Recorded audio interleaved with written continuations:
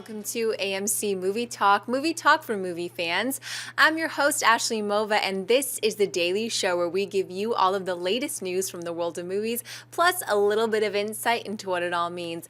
Leading off the show today is AMC Movie News senior editor, Amy Rose Eisenbach. Greetings and salutations, friends. Hope you all had a wonderful weekend. I'm very excited about the panel I have today. What's gonna happen? We'll see. Woo. Also here, AMC Movie News production manager, Dennis Zen. Hey everyone, I had a great weekend and hope you guys did as well. Also here, writer-director, John Schnepp. Hey, thanks everyone in Albuquerque, New Mexico for coming out and saying hi. Had a good time. Went to Sadie's, partied at a bunch of dumb places on Central and Second. You guys know how to freak out at those pool halls, so. Also here from geekbomb.net, Maude Garrett. Hi there. I'm very aware that I have bat signals. Don't stare at a bat signals. Motion capture legend Andy Serkis has been brought on to help Mark Ruffalo completely embrace the Hulk in Avengers Age of Ultron. Serkis stated performance capture was used on the previous Hulk, but not to the same extent Mark is using it now. There are tools and ways of working with an actor that makes them feel that they own the character. And a character the size of the Hulk needs ownership, which Mark has now. Now Serkis has revealed that he is more than just Ruffalo's coach, but also has a role in the movie, though he wouldn't say if it's a live action or CGI character. It's all the same to me, said Serkis. I've never drawn a distinction when playing a role, whether it be live action or performance capture. Acting is acting. It's just basically what you wear to the set that's different. Amy Rose, what do you make of Serkis's comments? They really excite me. First of all, he is the motion capture legend that we all know he is. There is a difference between CGI and motion capture and what he does. And that's why we've always said on the show that there should be another Academy Award for that, because what he does is he's so masterful at it and amazing. And I'm excited to hear that Mark's really taking ownership now, as led by him. And also makes me really excited that he's gonna have a role in this film, because beyond just his motion capture abilities, he's a really solid actor. And I really like what he said. I thought it was really insightful. Like, acting is acting. And I feel that way. I mean, I haven't seen Apes yet, this sequel, but I've been hearing amazing things about it, and it's definitely been one of my most anticipated films of the year. And that's, in great part due to him and his emotional attachment of making Caesar feel so real. So I'm really excited about everything they said, and Avengers, it's already through the roof of excitement. Schnepp, what do you think? I like what he said. I always have to counter it though with it's not a solo performance and it's not simply acting. There's 1,000 people helping bring that to life, and those are the CG animators led by an art director, and making those decisions of cutting out a mouth from this performance and an eyebrow from this performance. It takes a lot to create that character. Caesar or King Kong or any motion capture animation that you see, it's not just the actor. So until we actually have a machine that you just press a red button and it copies the actor's face, I don't think you can separate it so much so that how Andy Serkis says it. I still think he's a great motion capture actor, and he's also a great actor. If you've seen Burke and Hare with him and Simon Pegg, that's where you actually see him as an actor. The combination of him and a bunch of CG people, I can't separate it. I think it's pretty smart of him to align himself as Mr. CGI. He started this almost a decade ago when the technology first arrived, and now it's like you cannot do anything with CGI without either having him on board doing it himself, or now being the acting coach and the facilitator. Right. And I think he makes a good point. He said that until now, the character of the Hulk never really excelled to be what it could be, and he's like, yeah, I'll help him out, and I'll also have a role in the movie, if you don't mind. And then it's going to be Star Wars after that. This guy's on a roll. He really is on a roll. Dennis? I love the comments. He's the performance capture whisperer, so having him come for Avengers 2 is great. I love the comments because it shows that he has the right attitude towards being in a film. He's not there for ego. He's not like, okay, people need to see this face or whatever. He's just saying, okay, I'm just going to do my job, and what's on the screen is what's the most important thing. And I like that aspect. And for the Hulk, yeah, we saw Mark Ruffalo's kind of physical likeness in the Hulk in the first Avengers, but we didn't get to see too much of the performance capture, and I think it never reached the eyes. No, I think the eyes say everything. They do. Yeah, and so hopefully they can take that level of what he did with Gollum and Caesar and Dawn of the Planet of the Apes and translate that over for Avengers 2. He literally is in every giant franchise, though. You're right. Yeah. I like what you said, though. We attended the Pensado Awards this last weekend, and what they're doing is so groundbreaking because, you know, at the Grammys, you see the artists, but you don't see the engineers, the mixers, everyone behind them. And I feel like that's true. While you get all the attention to the motion capture, all the other animators and everything. So I do think that is going to continue, hopefully gaining traction and those people getting to do their, you know. Yeah, I mean, it's not taking anything away from Andy Serkis. He's No, a great actor, course. and of course, all of his acting comes through in the motion capture. But Yeah. once again, it's a layered process. It's Absolutely. just smart his position because the technology is evolving Yeah. and they're going to go to him. And so he's Oh, always going to be the forefront. He's going to be the guy with the red button. Yeah. Basically, Yeah. it's a Circus Productions. Bing bong, ding bong, ding. Yeah, believe me. It's a- Super smart. All right, what's next? The first official trailer has been released for Dracula Untold. Luke Evans stars as Vlad Tepes as the film examines the origin story of how he becomes the most famous vampire, Dracula.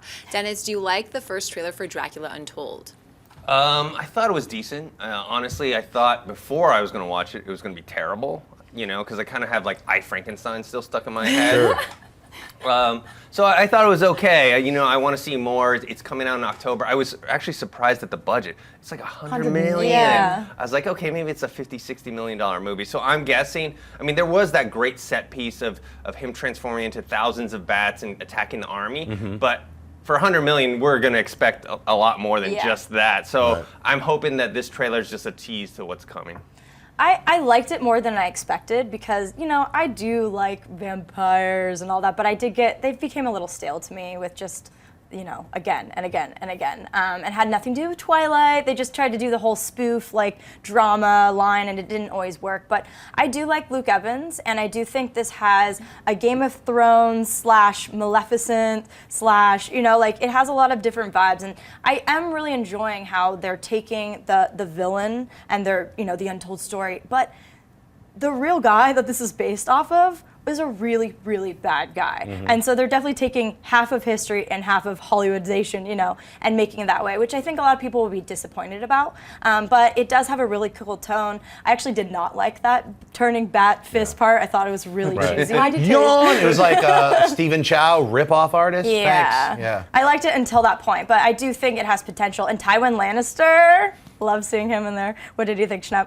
I hated it. So if it was scenes like that with him with a weird cape made of bats, and then that would have been cool. I don't need to see Do it one more time. I missed it. like this. Cool. You know, honestly, Dracula: The Untold Story. I thought it was going to be Vlad the Impaler. Yeah. I'd much rather see that. I don't need to see a sea of CG bats swarming around people. You know, army dudes fighting. It's yawn-inducing to me. And the guy's a great actor, Evans. I see him being in other films that are better, but this film just stank. It was like even the armor was like a ripoff of Francis Ford Coppola's, like that blood armor. You know, the musculature type of.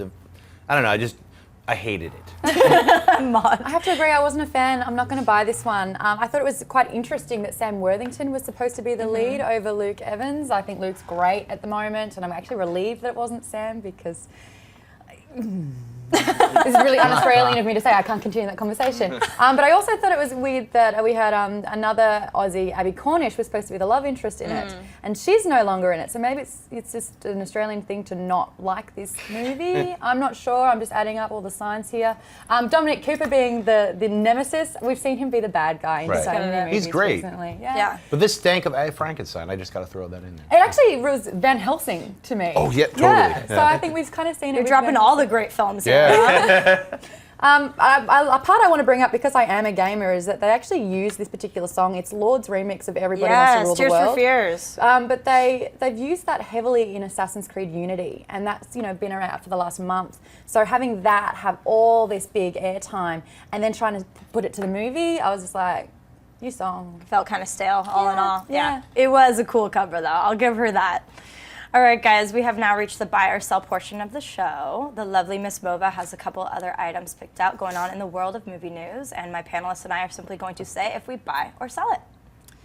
While he was helping out the Royal Marine Charitable Trust Fund, we caught our first glimpse of Henry Cavill as Clark Kent from the upcoming Batman vs. Superman. Despite not boasting his signature glasses, this does give us a good idea as to how he will look in the film. Maude, buy or sell this first look of Cavill as Clark? It's a glimpse. It's such a glimpse. He's holding up a T-shirt in front of it. I don't think they're showcasing the actual Clark Kent here. I mean, it's just off the set. You know, we know that he's wearing the trench coat. We know that this is the Daily Planet kind of outfit that he's getting. He will be wearing glasses. He must have taken them off for the photo because Clark Kent without glasses is just cheating us all. And Zack Snyder is known for, you know, paying respects and really sticking to what the comic books are about. So I don't really think that we can buy this because it's not a true understanding of Clark. Although I think he looks really attractive. Dennis? I'm gonna sell it. I'm glad that he's helping out charity, and I'm selling it because he's not wearing the glasses. Yeah, right? I know that, you know, it's just a little publicity picture, but he does have a director's chair there that says Clark on it. He's supposed to be Clark Kent. Where are the glasses? You can't take away. It's so iconic. You might as well have Batman with no bat ears, you know? No bat nipples as well. Oh! Snap.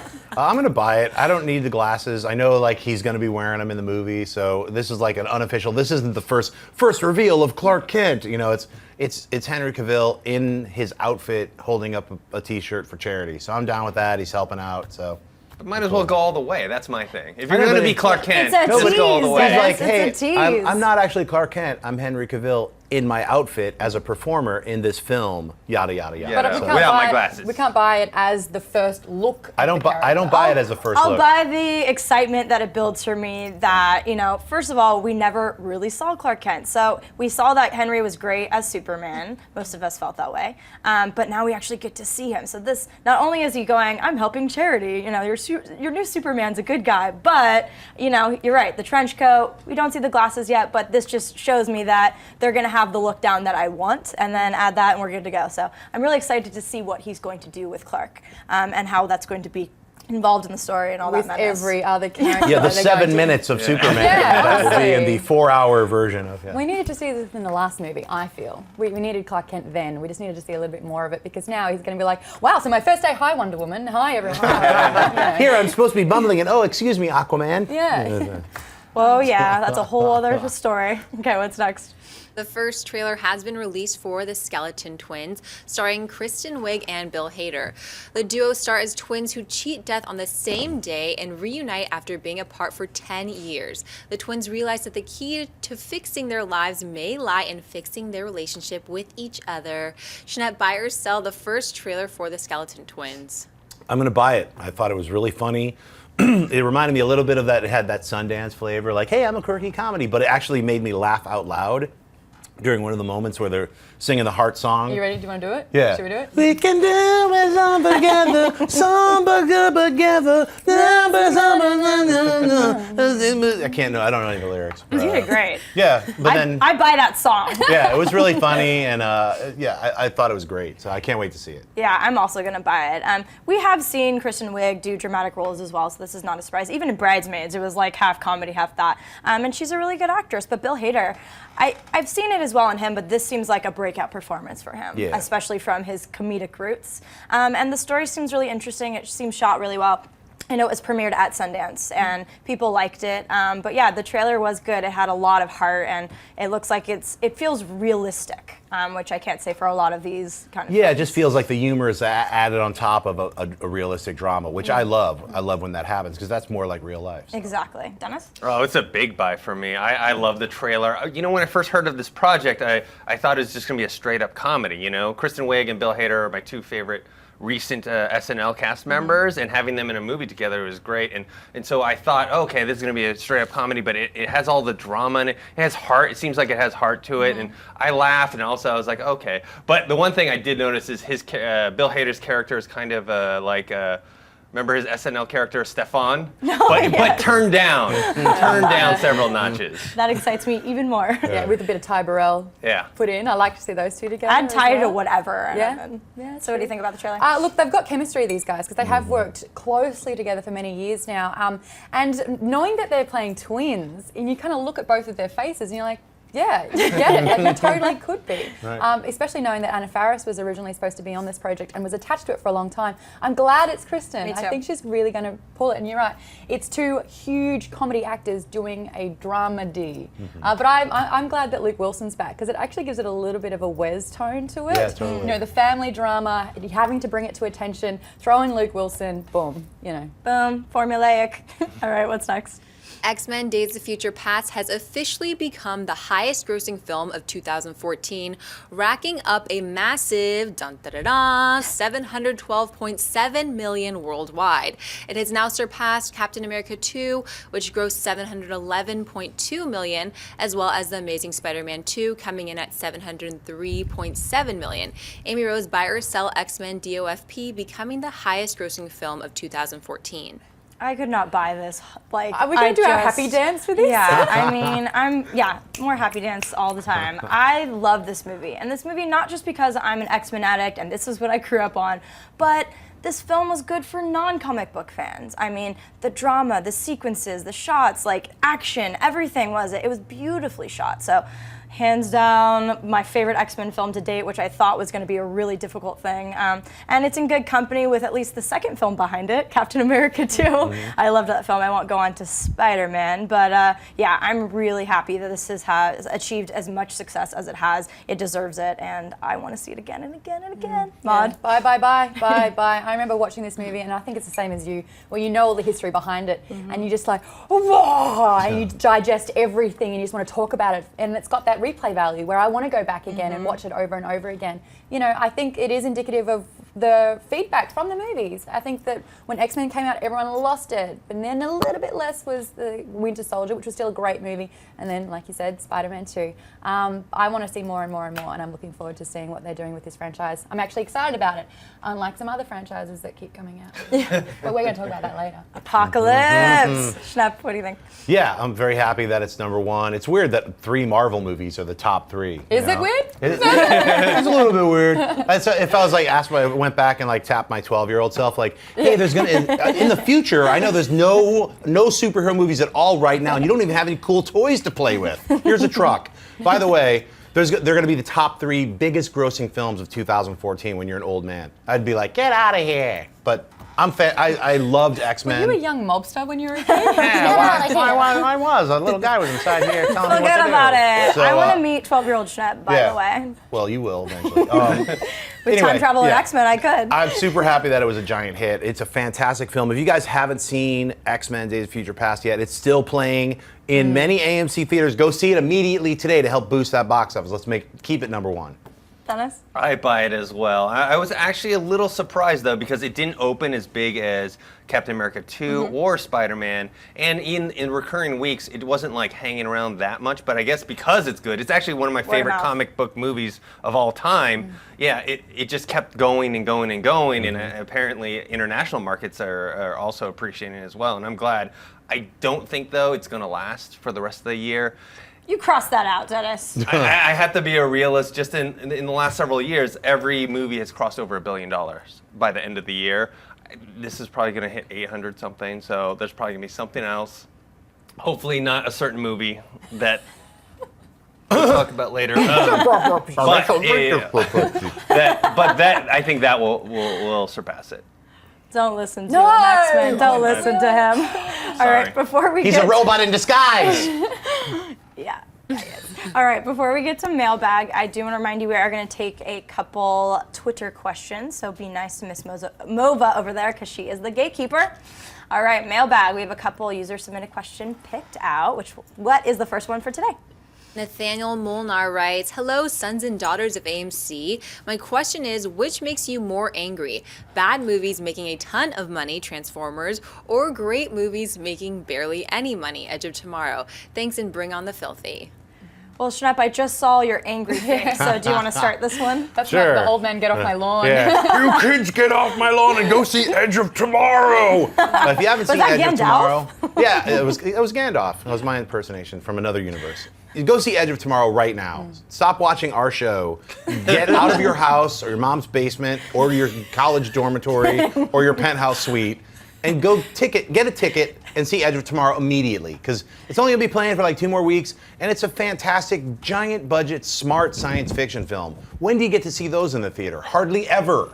So go see Edge of Tomorrow. So it's kind of a bummer. I know they screwed it up just like John Carter. They did a horrible ad campaign. I love Campia's "This Is Not the End" when he starts singing that song. I always try to get him to sing it. I'm always like, get him worked up just enough so he does his little dance. But yeah, go see that movie. It kind of irks me that and I was just as shocked as everyone else. I was like, man, that movie's gonna suck. That's what I thought, based on the ads and it's like a Matrix. I've seen it all before.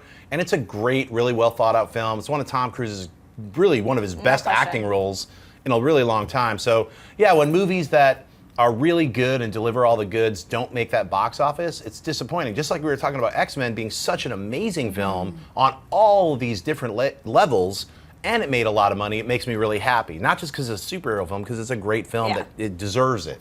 Edge of Tomorrow deserves people to go see it.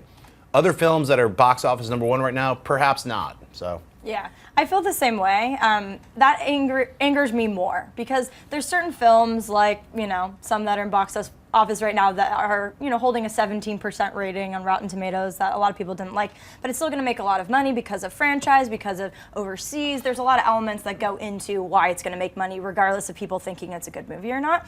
But yeah, that upsets me more too. Edge of Tomorrow was such a surprise. I heard that it was good, and I was like, okay, I'm still going to go in there, with managed expectations, and I loved it. It's still one of my favorite films of the year. And yeah, Doug Liman, Tom Cruise. It was nice to see his whole character arc with a little humility in the beginning of the film. We don't see that a lot. And Emily Blunt, sign me up. She's fantastic. So that upsets me more when a really good piece of film that's unique and different than a lot of things out there that just recycle or remix or whatever don't get the attention they deserve. And word of mouth helps a little bit, but the franchises are always going to win in that scenario. So. I just don't think we can hate on the big franchises that are making the money. They have put in prequels and sequels and all of this effort, and that I think that reputation is going over to the not so great films. I think because they've got so much success leading up to it that we can't hate on it when it is successful, even though it's not great. We can be disappointed that it's like, hey, don't get lazy, or don't start thinking that you can just kind of kick your feet up and earn the money. Like, you still have to earn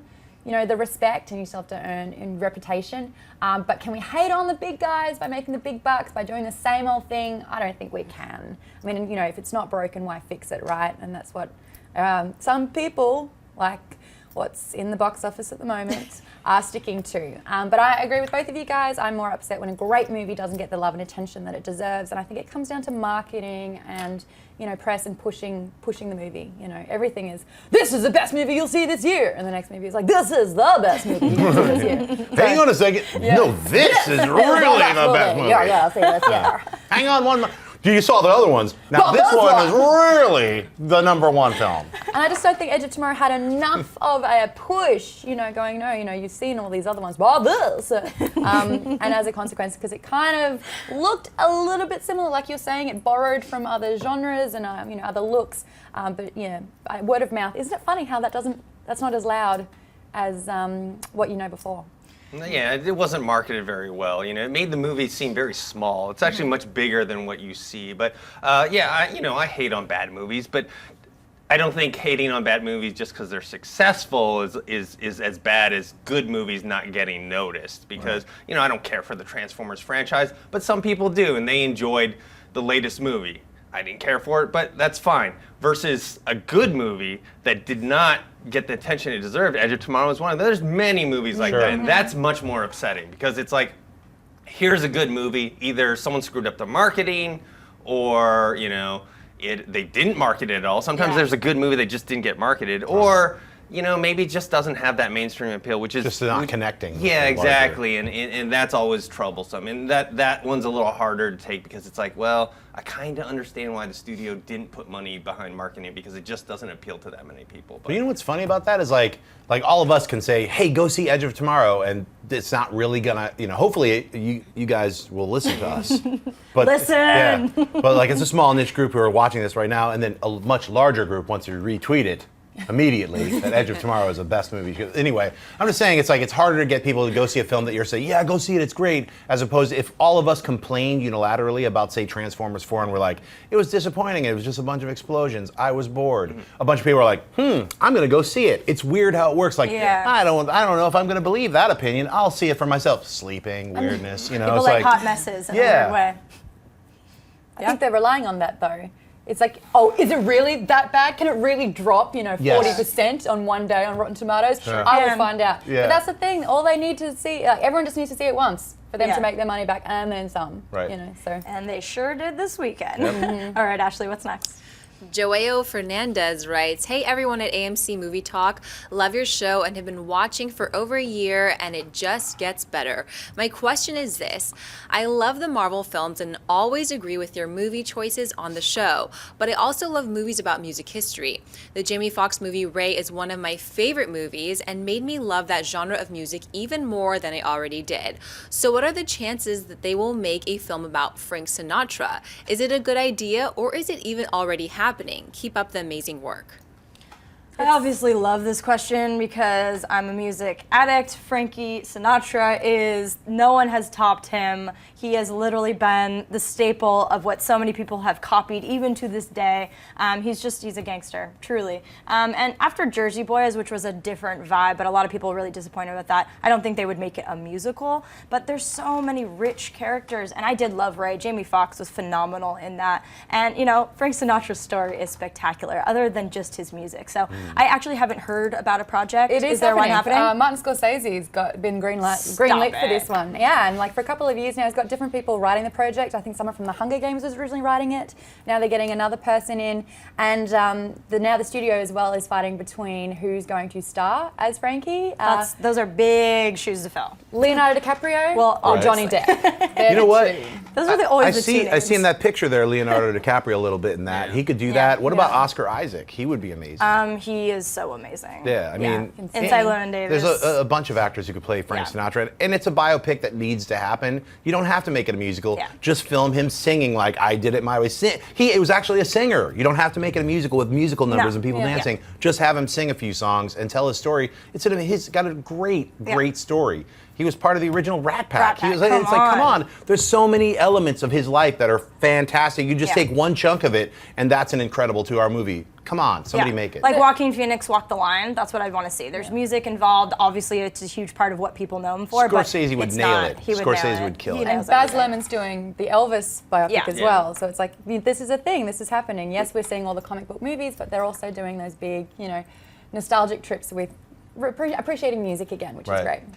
Oh, I'm almost kind of conflicted in terms of these music biopics or biopics in general. Not because I'm not interested in the personalities or the subject matter. It's that there's kind of a pitfall that you can fall into where the personalities are so big and so iconic, like a Frank Sinatra, that it's hard to find someone that can actually do it without doing like a cheesy impression of them, And then also, I don't like the whitewashing of people's storylines. And I think that's one of the issues with Frank Sinatra's biopic is that, I think Scorsese wants to tell the true story, right? But they've got Tina, who's Tina Sinatra, on board as an EP to kind of say, I'll give you this much of his life, but you're right, there's a few shady areas in his life. And it's like, are you going to tell the whole story or are you going to tell the approved story? Yeah, and that's what, with a lot of things we talked about, like Martin Luther King Jr. and like a lot of those type of movies. Like, well, the families don't want this to be told. I don't want to hear about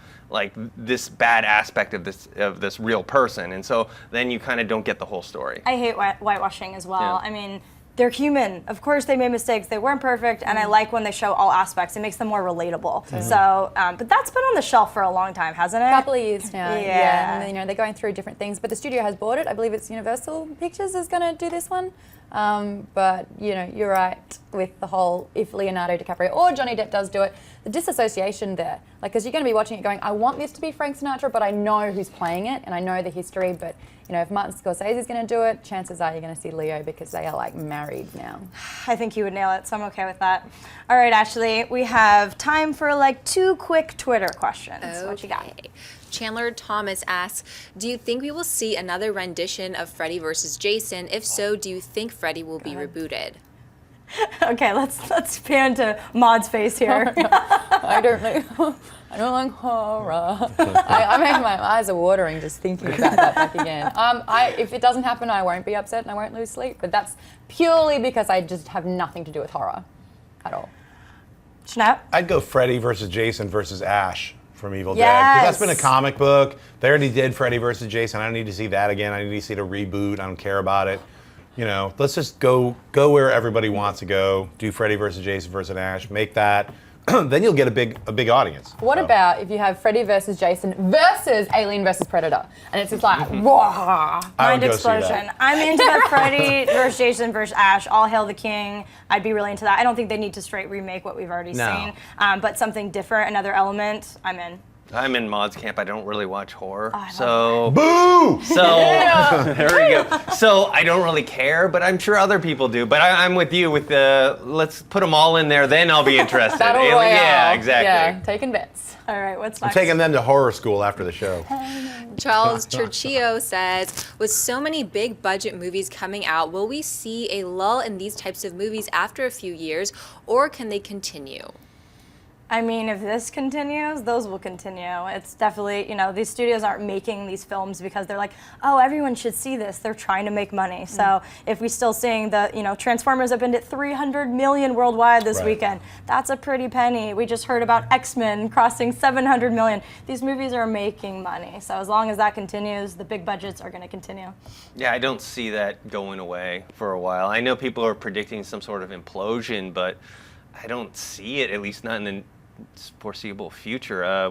Maybe comic book movies might fall out of fashion. Well, after something like 2020. that. Something like that. Yeah. I mean, that also won't be for a while, but there will always be some sort of big budget movies during the summer because people love to go see them during the summer. So that's just the way it is. And there's still a lot of great indies with small budgets out there as well, but to counter them, there's the big boys. I think studios are getting smarter now, with streaming and the digital age, like making a very big impact on not only cinema, but television and advertising and networks. A lot of studios are like, hey, let's go back a little bit to our 70s model and crack off $5 million and do those kinds of movies. You can make 30 movies for the cost of one movie. Yeah. So I think a lot of studios are starting to do that, and that's what I'm seeing in the studio systems. Like, hey, we're having an opening back up, and still really low budget. Like middle movies are gone. The 30 million guys Yeah. are That's out. what's disappeared. Just like the middle class here in America, there are no middle movies. You just have tentpole movies, or you have these guys like, what's up about? Hey, I need 5 movie theaters. But the thing is Kickstarters. is with big budget movies, that doesn't mean they're bad movies. They Right. can be good movies. course. And same with the indie ones, like they can suck. Yeah. So it doesn't really that's not what I'm concerned about. Yeah. I'm concerned about good movies Quality. versus bad movies. Yeah. I think that the studio will go, we need the sure thing. We need to make back the money. And if we have to spend a lot of money knowing that we're going to make a lot more than that, then they'll keep happening. But you're saying, you could make 30 movies for the price of one of them. But if those 30 movies don't make their money back, and a lot of the times, you'll put out, there's a risk, and you'll put it out, and if there's 3 flops, then you're kind of going bankrupt, Well, the 30 movie thing, the way they did that in the 70s, they were like, all we need are 2 hits out of the 30 movies. Right, to make That's it how all they back. rocked it back then. So that's how they should do it now. They're like, they could even hey, we're going to make 30 movies. 5 of them are all Paranormal Activity. Yeah. So we've just got our money back, even if those didn't even, each of those made 20 million. That will Got be all going that until money back. 2020 as Yeah. well. Yeah, it just feels like no one's taking a risk anymore because Yeah. it's dangerous and Come scary. on, and there's producers, take that risk. Take that risk on. All right, guys, that is all the time we have for today. Thank you so much for joining us. I would like to thank my wonderful panel for today. Sitting to my left, Dennis Sang, producer extraordinaire. Where can people find you online? You guys can find me on Twitter at ThinkHero and on YouTube ThinkHeroPro. The lovely Maude Garrett, sitting to my right. Where can people find you? Geekbum.net is the little site that I've created, and you can find us on YouTube as well, which is youtube.com/geekbombshells. Writer-director John Schnapp. Where can people find you? You guys find me at Twitter and Instagram, and please donate to my film. Help me finish it. Go to schneppzone.com/SupermanLives. You can donate, get your name on the credits. Finishing funder. Let's do it. Let's do it. And the lovely Ashley Mova, our host for today. Where can people find you? You guys can find me on Twitter at Ashley Mova. Have a good one, guys. And I'm Amy Rose with AMC Movie News. Don't forget to like us, share us, go see a movie. You know the deal. Thank you so much. We'll see you tomorrow. Bye-bye. Hey everyone, if you liked this video, click that thumbs up button and make sure to subscribe to our AMC Movie News YouTube channel. It's free and helps you stay up to date with all the latest movie news, as well as our daily AMC Movie Talk show. Also, make sure that you follow us on Facebook and Twitter to stay up to date with all of our special promotions, contests, and prize giveaways.